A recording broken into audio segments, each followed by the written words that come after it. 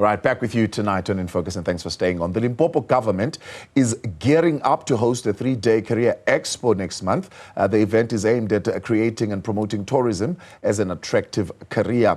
We speak now to the Limpopo Economic Development and Tourism MEC Tshitereke Matibe, who is joining us for the conversation. MEC, good to have you, and thank you very much for your time.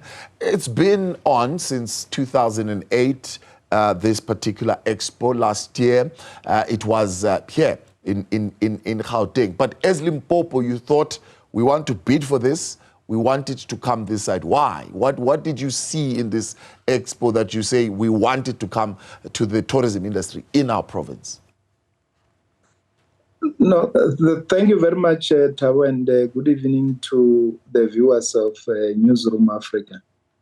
We hosted to bid the tourism career expo so that we can expose the tourism industry to our learners, more especially the grade 10 to 12 learners in Limpopo, so that they can also look at tourism as one of the careers of choice. We are not only looking at the secondary learners, we are also looking at the learners in the TVET campuses across the province who are doing tourism and hospitality. So we said we need to bid because Limpopo is one of the tourism destination of choice. Yeah.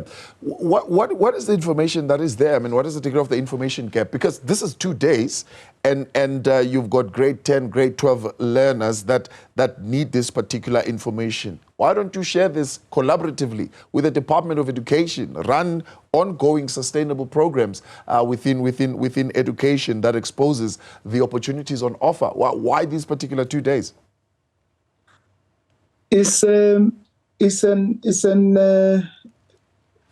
It's an activity which is done by National Tourism. And of course, as we said, we bid as provinces. But it does not stop us from looking at our universities, our TVETs, and doing career. We do have career exhibition, but this one is an exhibition which exposes learners to various players in the tourism industry. Will be having quite a number of exhibitors that will be there. So the career exhibition that we do with our learners continues, more especially with our universities that operates in our province. But this one exposes them to quite variety of products that are on offer in terms of tourism. Yeah. So we're hearing that the Premier gave you marching orders, you and your counterparts in agriculture and in mining, to say, create jobs or else you are going to fly. You're going out of those positions. So what is the Premier speaking about here? I mean, where you are you sitting with opportunities where you could possibly hire young people at this particular point, create some jobs in hospitality, in conservation, but also an opportunity to start actually tourism outfits?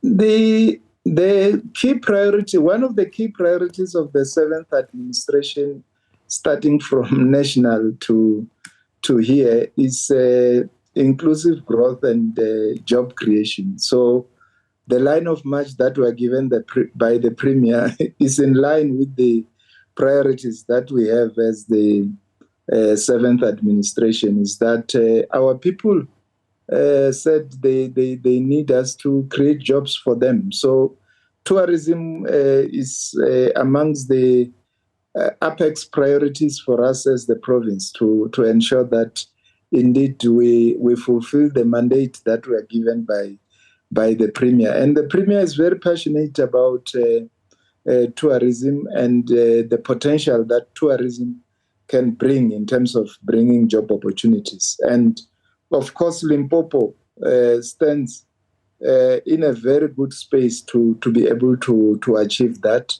not only in tourism but in agriculture, as you indicated. But tourism is one of the areas that we must harness to assist our young people to get job opportunities, because they are the most affected.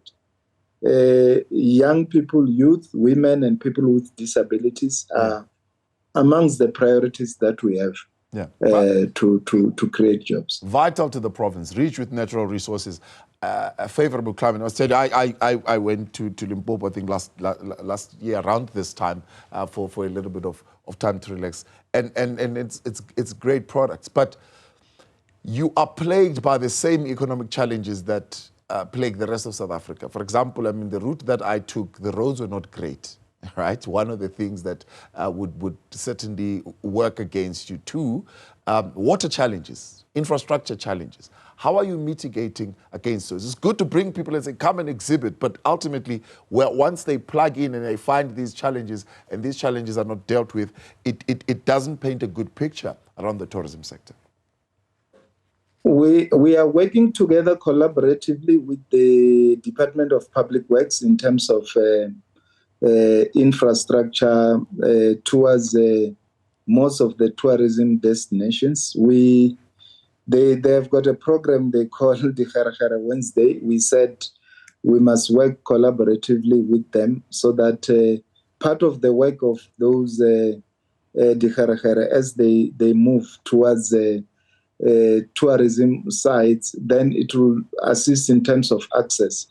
The issue of water is one of the key priorities that the governing party in its Lihuta said we must also look at. Priorities that our people in the province want is for us to create jobs, fix their roads, put infrastructure, as well as dealing with the issues around water. For the investors to come, they must have access to the facilities where they are investing. They must also have the abundance of water in those facilities so that they can be able to invest. So we are creating a conducive environment for them to be able to do that. So the learners, what are they likely going to meet at this expo as far as one, networking opportunities, growth and innovation opportunities, and of course opportunities that could potentially see them running tourism-led kind of outfits?